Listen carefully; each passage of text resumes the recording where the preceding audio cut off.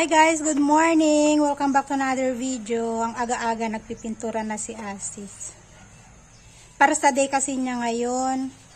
Pag ganitong parsa naman, lalo kapag maaga wala pa pasahero, mga mamaya pa bandang tanghali pa. Naisipan niya ng simulan pinturahan. Inuna niya ang labas eh. And next week, Dasay na. Nako, festival na. Sa mga hindi pa nakakaalam, no, sa mga bagong viewers natin, ganyan. Ang Dasay kasi dito guys ay parang Christmas. Parang Christmas dito. Dasay at saka Tihar ay dalawang malalaking festival dito sa Nepal kasi.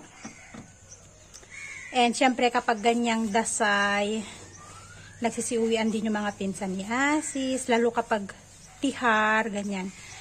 Sisiuwian yung mga pinsan niya.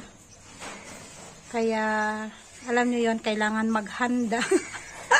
Hindi pwede maghanda guys. Ay, ano ba sabi ko? Hindi pwedeng walang handa kapag ganyang Dasay or Tihar kasi nga, parang sa atin ba kapag Christmas, di ba? Kahit papano, kahit konting handaan lang ba? Basta may handa lang ba? Yung hindi naman yung walang-wala. Kahit simpleng handaan lang.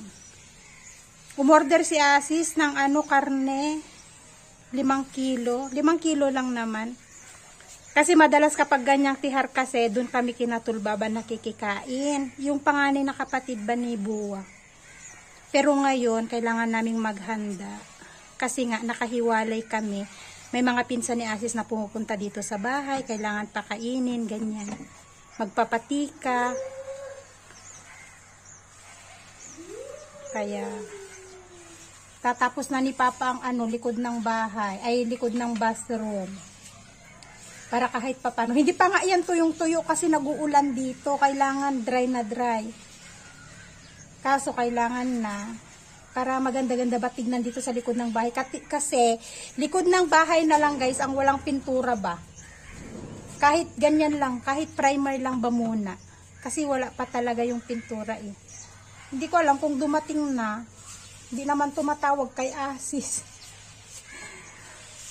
Lalo kapag ganito na may festival na ko, yung mga bilihan din mabagal din sila. Uunahin din nila ang festival. Ito lang naman na, likod bahay lang naman na ang at saka yung, alam niyo, yung laundry at saka bathroom. Pero at least, kahit primer, may kulay ba? Hindi yung walang-wala ba? Para maganda tignan ng konti. And, i-ready ko si Asher. Maga pa naman dito, 8 o'clock. Mamaya ko na i-ready si Asher. Naglilinis-linis ako dyan sa may kusina.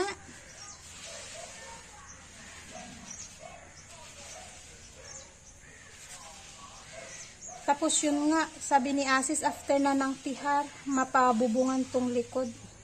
Patatapusin lang muna talaga tong festival. Kasi syempre pag festival, kailangan ng pera. Kailangan natin ng pera kapag festival, kaya festival muna. Lakas ng kulog. Buti inuna ni Asis pinturahan sa labas. Malakas ang kulog niya eh.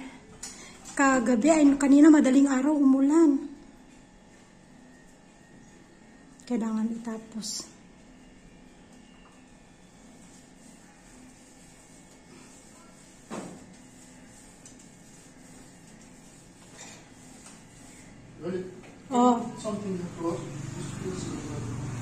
Kung kailan naman nagpintura si Asis guys, saka naman siya umulan. Ang lakas ng ulan kanina.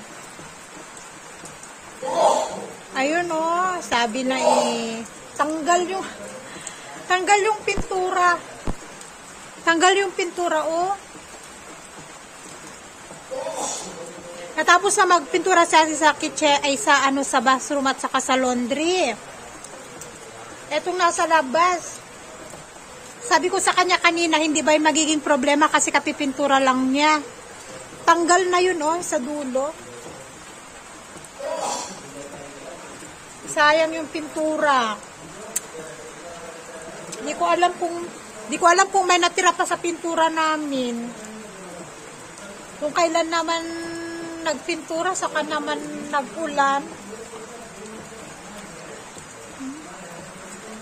And balak namin pumunta kanina sa Parsa para sana mag-grocery. Nakatulog naman si Asher. Kaya na-stuck kami dito sa bahay. Eh, may bisita si Asis.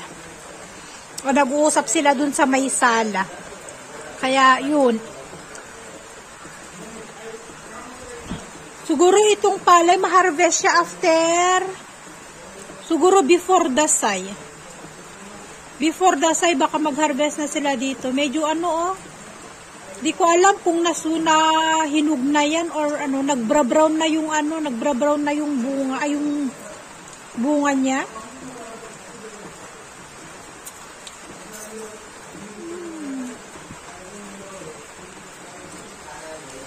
Nandun yung sinaasis, nandun sila, nagkukwentuhan. At ako naman, habang si Asher ay ano, tulog, magpre-prepare ako ng lulutuin ko. Ang ganda nung tubo nung palay dun sa kapitbahay namin, oh. Yung dito, hindi, yung itong palay na to, guys, kinaama yan. Kasi dati nung sinabihan kami ni father-in-law na kami ang magtanim, sabi ni Asis, hindi muna. Gawa nga ng ano, wala pa kaming budget sa pagpapatanim, gawa nga nitong pagpapagawa ng bahay. Kaya kinalaama yan. Palay na yan. So, eto oh, natapos na ni Asis. Oh. Ayan. Hanggang dito. Ito yung sa may laundry, no? Ayan. Naanuhan na, napinturahan na. And sa bathroom, may pintura na rin sa bathroom. Finish! And gising na ang alaga ko. Say hi! Hi! Gising na. So kahit pa paano, na-applyan na ng primer lahat. Tapos dito sa bathroom, yung pininturahan ni Asis sa bathroom. Dahil nga hindi pa masyadong tuyo, guys, yung sa may bathroom, kasi nga ginagamit na namin, hindi siya masyadong tuyo. Hindi masyadong dumikit yung primer. Kaya di ko alam, siguro iulit yun ni Asis para medyo maganda-ganda. Medyo ano siya, medyo tanggal-tanggal yung pintura niya. What do you want?